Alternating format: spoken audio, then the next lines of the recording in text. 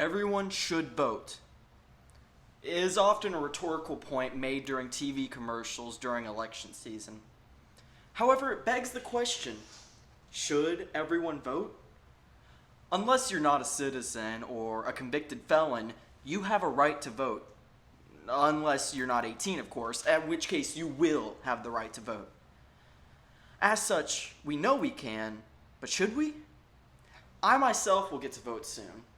As such, I like to keep my options open, and I wonder, is not voting at all a viable option?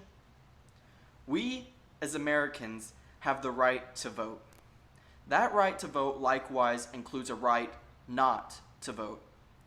Moreover, it's an ethical dilemma to choose not to vote in certain circumstances. Many of you have likely seen ads such as these that were made to encourage people to participate in the electoral process. While these ads range from corny to outright dramatic, they all preach a bipartisan message to vote.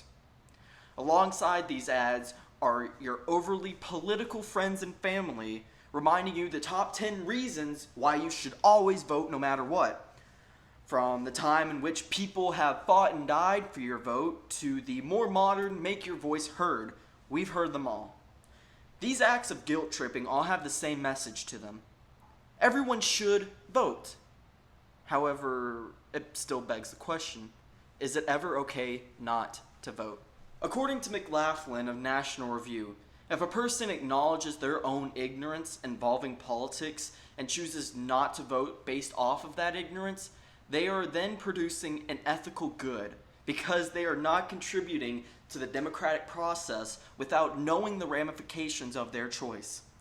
This is in juxtaposition to the person who is also ignorant of the politics and the policy, who votes despite their ignorance.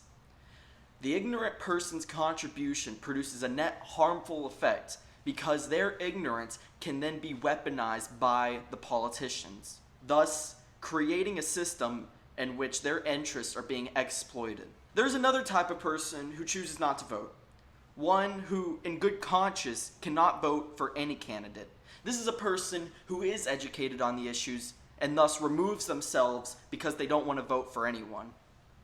Unfortunately, the only option for this person is to completely remove themselves from the voting process.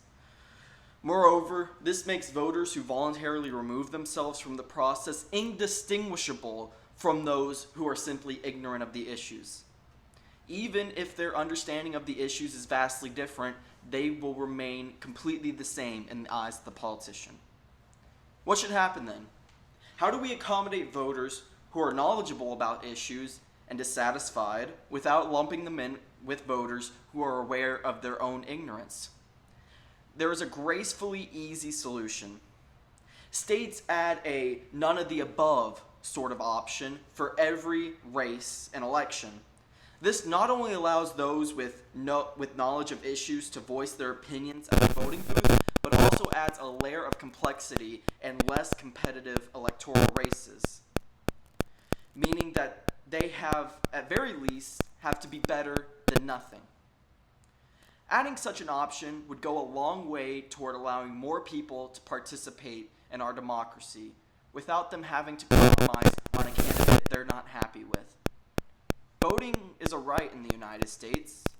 Just like every other right, people should be able to choose to exercise it in the way they see fit. As such, giving people the option to vote while not voting for any candidate is the best way in the short term to improve the electoral system. Remember, go vote if you want to.